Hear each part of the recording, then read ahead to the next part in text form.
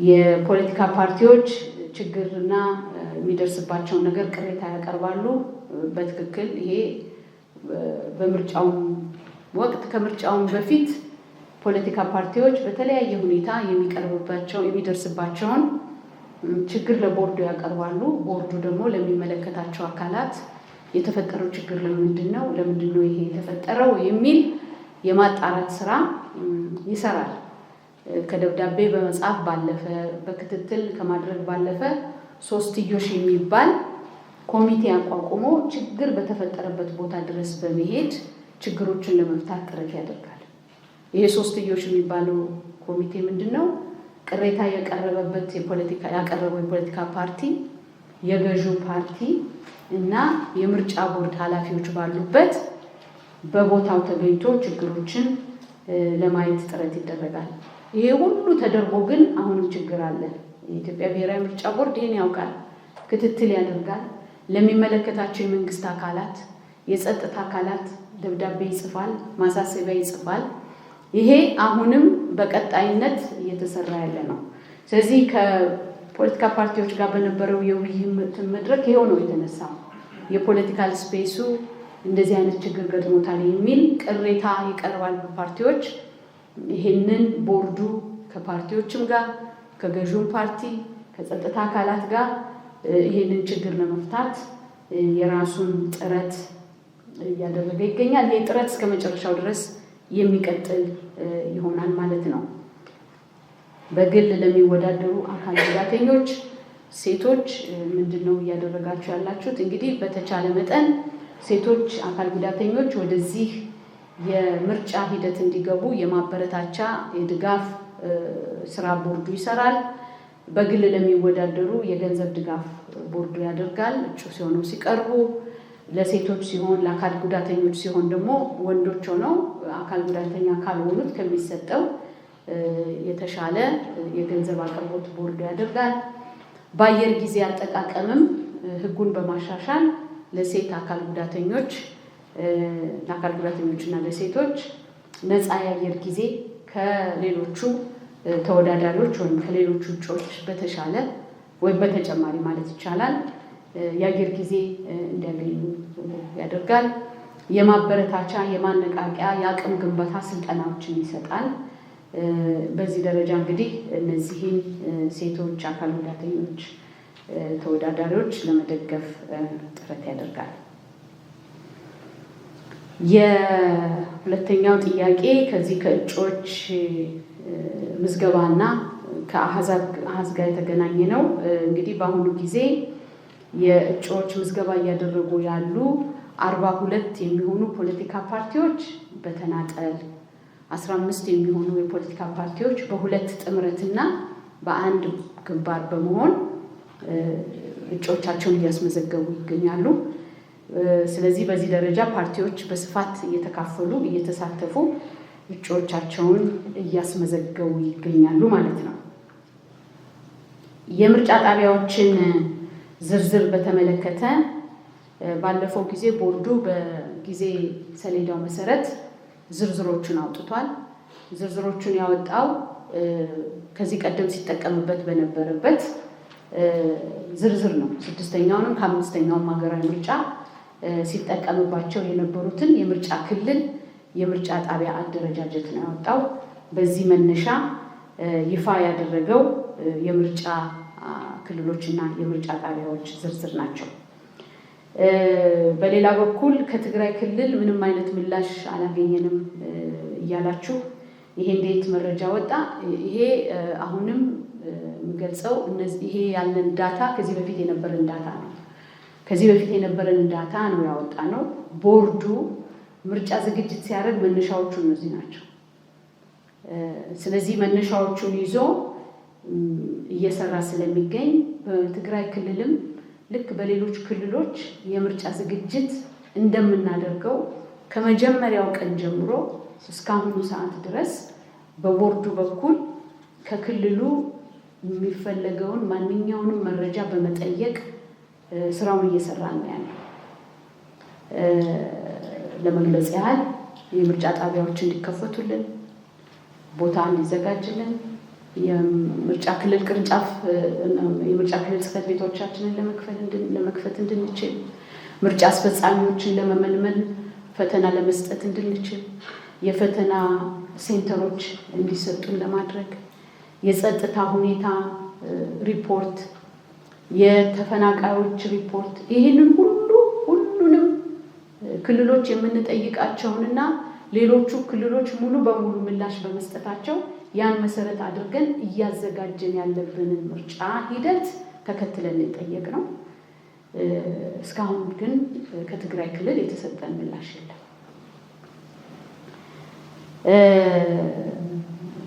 የቲፒኤልኤፍ ህጋዊ ሰውነት ጥያቄ በተመለከተ ጥያቄ አላቀረቡም። ቦርዱን ጥያቄ አልተቀበለም። ስለዚህ በዚህ ደረጃ ነው ቦርዱ ስለሚያውቀው። የጸጥታ ግጭትንና ጉዳዮችን በተመለከተ ያው ባለፈው ስብሰባ ተደርጓል። ከተደረገው ስብሰባ በኋላ ደግሞ የተለወጠ ነገር አለ። ይሄንን እንዴት ታደርጉታላችሁ? በምርጫ ሂደቱስ ላይ ተጽዕኖ የለውም? እንግዲህ ምናልባት ከዛም በኩል ሌላ ጥያቄ ስለተነሳ እነዚህ አረንጓዴ፣ ቢጫ፣ ቀይ ማለት ምንድን ናቸው የሚለውን ትንሽ ማብራራት ይጠይቅ ይሆናል። እንግዲህ በምርጫ ቦርድ አሰራር እና የጸጥታ አሴስመንት አረንጓዴ ማለት ያለምንም ሁኔታ ምርጫ ማካሄድ ይቻላል የሚል ድምዳሜ ማለት ነው። ቢጫ ማለት ምርጫ ማካሄድ ይቻላል ግን ከጥንቃቄ ጋር ቁሳቁሶቻችንን ስኮርት ማድረግ ሊኖርብን ይችላል። አስፈላጊ ጥንቃቄ ልናደርግ ይገባል። ቀይ ማለት ደግሞ ምርጫ ማካሄድ አይቻልም። ስለዚህ በዚህ ደረጃ ነው እንግዲህ የተመደቡት። ይሄ ምደባ በሚሰራበት ጊዜ ለምሳሌ ሪፖርቱ መጀመሪያ ለመጠናከር በመጣበትና ሪፖርቱ በሚቀርብበት ጊዜ ተለውጠዋል። የተለዋወጡ አካባቢዎች አሉ። አሁን ሪፖርቱን ደግሞ ከሰማን ጀምሮ እስከ ዛሬ እንይ ብንል ለውጥ አለ። ለዚህ ነው ሁልጊዜ ክትትል፣ ሁልጊዜ ግምገማ፣ ሁልጊዜ ማየትን የሚጠይቀው። ይሄ እስከ መቼ ይሄዳል? ቁርጥ ያለ ቀን አለ ለሚለው ጥያቄ እስከ መጨረሻው ድረስ ነው የምንሄደው። ለምሳሌ ምን የሚፈጠርበት ጊዜ አለ? የምርጫ ቁሳቁሶቻችንን ምርጫ ክልል ድረስ አድርሰን ይሆናል በአረንጓዴ ወይ በቢጫ። ምርጫ ክልል ላይ እቃው ከደረሰ በኋላ ልክ የተወሰነ ምርጫ ጣቢያ በዛ ምርጫ ክልል ስር ያለው የሆነ ምርጫ ጣቢያ ላይ ጸጥታ ችግር ሊፈጠር ይችላል። ስለዚህ ምርጫ ቁሳቁሶቹ በዛው ይቆያሉ፣ ምርጫው ላይ ይካሄድ ይችላል። ስለዚህ ይሄ ሂደት ጥብቅ የሆነ ክትትል፣ ወቅትን ያማከለ ክትትል የሚጠይቅ ነው። ስለዚህ በቃ ከዛሬ ጀምሮ እዚህ አካባቢ ጸጥታ ችግር ስላለ ማድረግ አንችልም ብሎ ደምድሞ መነሳት አይቻልም። ወይንም ምንም ችግር ስለሌለ ማድረግ መቀጠል ይቻላል በሚል ድፍን ባለና ባልተብራራ ዝርዝር በሌለው መንገድ ማድረግ አይቻልም። ስለዚህ ይህንን ሪፖርት እንኳን ከሰማን በኋላ የተፈጠሩ ነገሮች አሉ። ግን ያንን እየቀጠልን እስከ ምርጫ ቀን ድረስ እየተከታተልን ሪፖርትን እየሰማን እያደራጀን የምንቀጥልበት ይሆናል ማለት ነው። ከዚሁ ጎን ለጎን እንግዲህ የተነሳው ያው ይቆማል አይቆምም የሚለው ስራችን የሚቀጥል ነው እስከ ምርጫው ቀን ድረስ ይሄ አሴስመንት ሪፖርት ይሄ ክትትል የሚቀጥል ይሆናል ማለት ነው። ሌላው የዚህ መራጮች ምዝገባ አራዝማቸዋል። እሱም ብቻ ሳይሆን የእጩዎች ምዝገባ አራዝማቸዋል እና መራጮች ምዝገባ ስታራዝሙ ምንድነው ምክንያታችሁ? አንዳንድ ነገሮች የተባሉት አሉ። እንግዲህ ለምሳሌ ከእጩዎች ምልመላ ጋር ከአስፈጻሚዎች ምልመላ ጋር የሚደረጋለ አስፈጻሚዎችን በምንፈልገው ቁጥር መልምለን እነዚህን አስፈጻሚዎች የመለመልናቸውን ፈተና ሰጥተን እነሱን ወደ ፈተና ሴንተር አምጥተን በተባለው ቀን መልተው ፈተናውን ወስደው ማስቀረብ ያለባቸውን ዶክመንት አቅርበው በምናደርገው የማጣራት ሂደት በጊዜ ያልመጡልን ወደፊት ወደ ኋላ ያሉ አሉ። ይሄንን ከማደራጀት አንጻር የሚተኩ ቅሬታ ቀርቦባቸው የሚተጉ አስፈጻሚዎችን ከመተካት አንጻር የመጋዘን ዝግጅት በተለይም ለምርጫ ቁሳቁስ ማስቀመጫ የሚያስፈልጉንን የመራጮች ሰነዶችን የምናስቀምጥበትን መጋዘን ከማፈላለግ አንጻር በጣም ከፍተኛ ችግር ነው ቦርዱ ገጥሞት የነበረው። ስለዚህ ይሄንን ምቹ የሆነ ለጥበቃ እነዚህ በጣም ጥንቃቄ የሚጠይቁ መጋዘኖች የሚቀመጡበትን ቦታ ከማግኘት አንጻር ብዙ ጥረት አድርጎ መጨረሻ ላይ ተሳክቶላታል። ግን ያንን ከማድረግ አንጻር እነዚህንና የመሳሰሉትን ነገሮች ለመራጮች ምዝገባ መራዘም ምክንያት ሆነውናል ማለት ነው። እና ታዲያ አሁን መራጮች ምዝገባ ማራዝማችሁ እጩዎችንም አራዝማችሁ የምርጫ ቀንንም ልታራዝሙ ነው የሚል ነው። እንግዲህ ዛሬ የምንነጋገረው ስለ ዛሬና ዛሬ ስለደረስንበት ነው። ስለዚህ በምርጫ ቦርድ ስኬጁል እስካሁን የተለወጠ ነገር የለም። ይህንን ሁሉ የመራጮችንም የእጩዎችንም ምዝገባ ስናሻሽል ያንን የድምፅ መስጫ ቀኑን አፌክት በማያደርግ መንገድ ነው እስከ ዛሬ ድረስ እየሰራ ነው ያለ ነው። ስለዚህ በዛ ሂደት ነው ያለው። እያየን የምንነጋገርበት ይሆናል ማለት ነው። በነበረው የጸጥታ ግምገማ በኦሮሚያ 90%፣ በአማራ 50% ነው ያለው ሁኔታ ብለው ሪፖርት ነግረውናል። አንዳንድ የፖለቲካ ፓርቲዎች የሚል መረጃ በጥያቄ መልክ ቀርቧል። እንግዲህ በዚህ ግልጽ ባለ ፐርሰንቴጅ የተናገሩት ማን እንደሆኑ ባላቅም፣ ነገር ግን በአብዛኛው በኦሮሚያ ችግር የለም የሚል ሪፖርት ቀርቧል። በቀይ የተመደቡ ብዙ የሉም። በአማራ በአረንጓዴም በቢጫም በቀይም የተመደቡ አሉ። አንድ ነገር ቅድም አረንጓዴ ቢጫ ቀይን ስናስረዳ ለማብራራት የምፈልገው ቢጫ ማለት ምርጫ አይካሄድም ማለት አይደለም። ቢጫ ማለት ምርጫ ይካሄዳል ግን በጥንቃቄ ማለት ነው።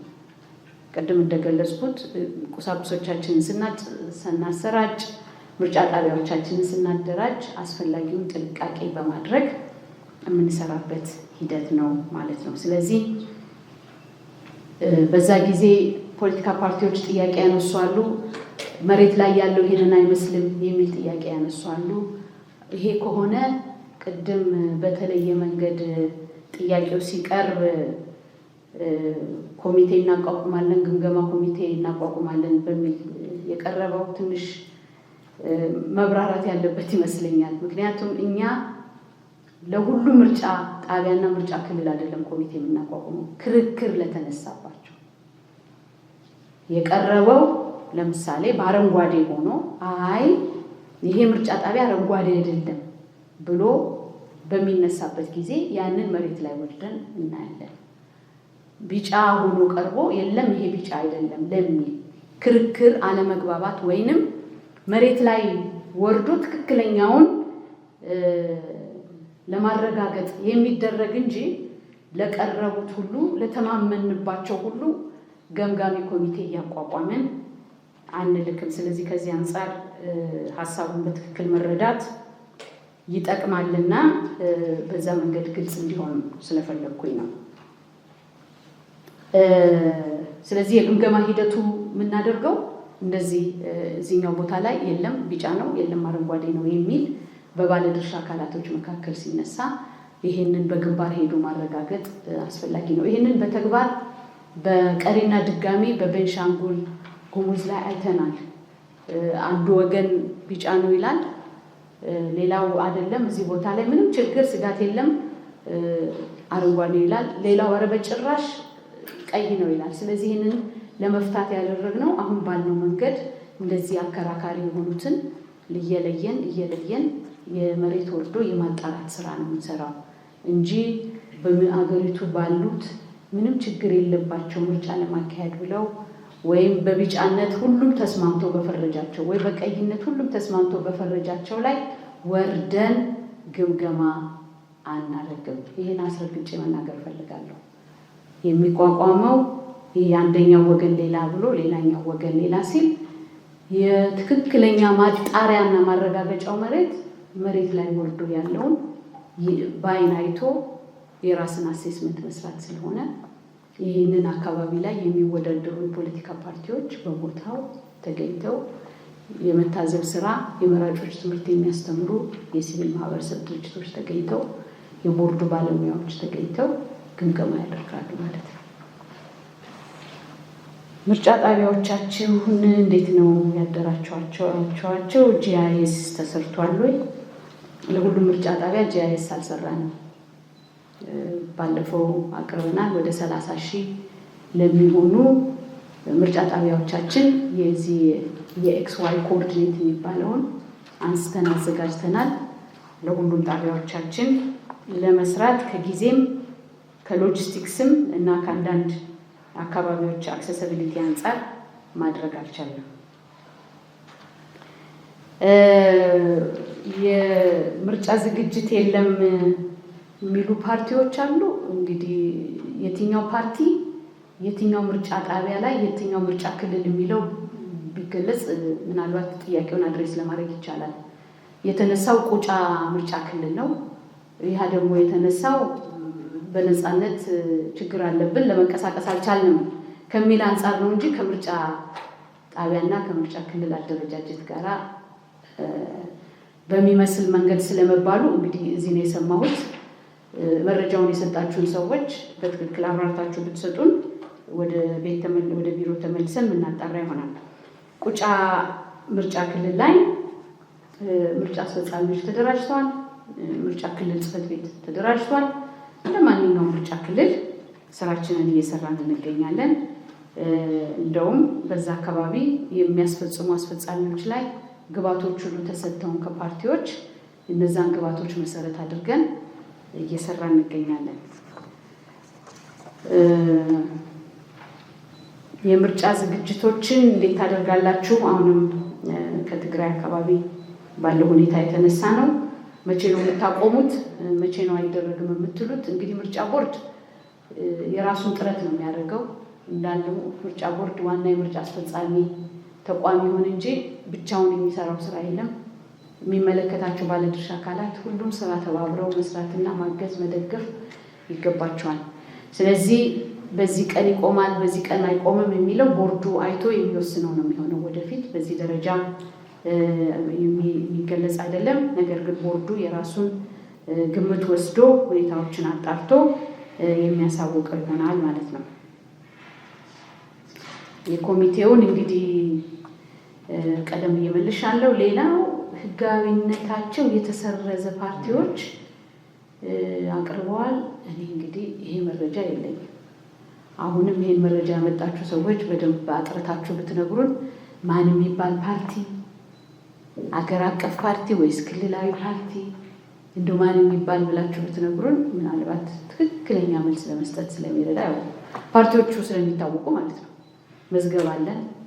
አዲስ መስመር ላይ ያሉ ለመመዝገብ ያመለከቱ ጠቅላላ የመስራች ጉባኤያቸውን ያደረጉ ያላደረጉ ሁሉ አሉ ዳታ። ስለዚህ ህጋዊነታቸው ተሰርዞ እንደገና ጥያቄ ያቀርበዋል። እኔ እስከማውቀው ድረስ ቦርዱ የለውም። እስከማውቀው ድረስ ወደዚህ ፕሬስ ኮንፈረንስ እስከምመጣ ድረስ የጠረጴዛችን ላይ ያለ ጥያቄ የለም። ደግሞ የሚታወቀው የሚባለው ትንሽ ቃሉ ስፔሲፊክ መሆኑስ እንጠቅማለን እርሳችን ማለት ነው።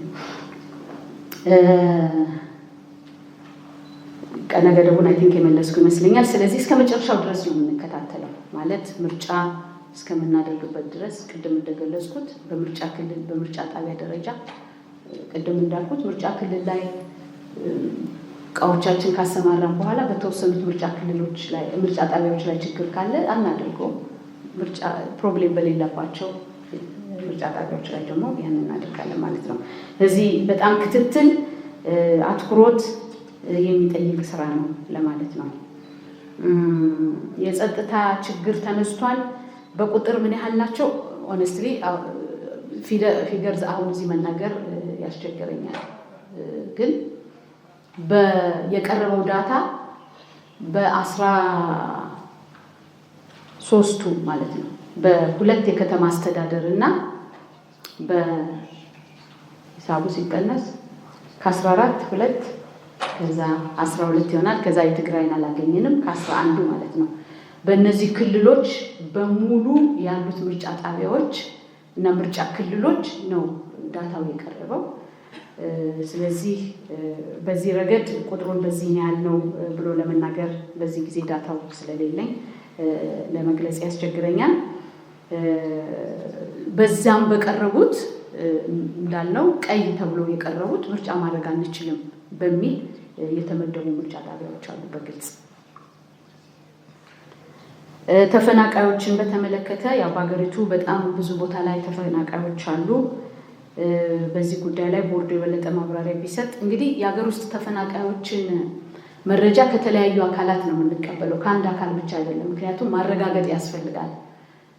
ከአንድ አካል ብቻ የምናቀርበው ቁጥር ወይ ዝቅተኛ ይሆናል ወይ በጣም ከመሬት ላይ ካለው የተለየ ይሆናል። ስለዚህ 2-3 ተቋማት አሉ በገለልተኝነት ይህንን የሚሰጡ ከመንግስት አካላት። ይህንን አያይዘን አይተን ነው የምናቀናብረው ወይም በትክክል የሀገር ውስጥ ተፈናቃዮችን ምርጫ ጣቢያዎች መለየት የምንችለው። ስለዚህ ይህን በሚመለከት ለሚመለከታቸው ባለድርሻ አካላት መረጃዎችን በዝርዝር ቦርዱ ባዘጋጀው ዝርዝር እንዲልኩልን ልከናል። ወደ 2 የሚሆኑት ተቋማት ልከውልናል። አሁን ከአንድ ተቋም እየጠበቅን ነው። እሱ ግልጽ ብሎ ሲመጣ በእርግጥ እኛ አስቀድመን መረጃዎቹ የሰበሰብንባቸው ቢኖሩ ግን እንዳልኩት በሁሉም ተቋም የተግባባንበት ከመሰብሰብ አንጻር ነው እና አገር ውስጥ ተፈናቃዮችን በተመለከተ ቦርዱ ጥናት አካሂዶ ነበረ። ያደረገው ጥናት ምንድነው? ከምርጫው በፊት ቀደም ብሎ የዛሬ ዓመት አካባቢ ምንድነው ለምንድነው የሀገር ውስጥ ተፈናቃዮች በምርጫ የማይካፈሉት የሚል ወይስ ይካፈላሉ አይካፈሉም አክቹዋሊ የሚል ጥናት ነበር የተደረገውና በተደረገው ጥናት የተገኘው ምንድነው? ብዙ ጊዜ የሚሰጡት የመራጮች ትምህርት ለነሱ ተኮር የሆነ ለነሱ አስፈላጊ ስፔሻል ኒድ ያተኮረ ባለመሆኑ እንደ አንድ ምክንያት ሲጠቀስ ነበር። ወይ ደግሞ የሚመለከታቸው ያለ መምሰል እንዲህ የሚሉ የጥናት ውጤቶች ስለነበሩ እነዚህን የጥናት ውጤቶች አደራጅተን ለሲቪል ማህበረሰብ ድርጅቶች ልከናል። በተለይ ትምህርት በሚያስተምሩበት ጊዜ እነዚህን የሀገር ውስጥ ተፈናቃዮችን ተኮር በሆነ መንገድ እንዲሰሩ የሀገር ውስጥ ተፈናቃዮች እንደ እጩዎችም እንደ መራጮችም የሚካፈሉበትን ሁኔታ ለማበረታታትና ትምህርቱን ከዛ አንጻር ለማድረግ ጥረት የተደረገበት ሁኔታ አለ። ይህንን ቦርዱ የሚሰራው ነው የሚሆነው። እነዚህን ጣቢያዎች ለማቋቋም በግንባር በቦታው በየካምፑ እየሄደ ነው ቦርዱ ይህንን ስራ የሚሰራው። ስለዚህ መረጃዎቹን እያጠናቀረ ይገኛል። በልዩ ሁኔታ የሚከፈቱ ምርጫ ጣቢያዎች ስለሆኑ እነዚህን እንግዲህ በወቅቱ ተከታትለን እንከፍታለን ብለን እናስባለን።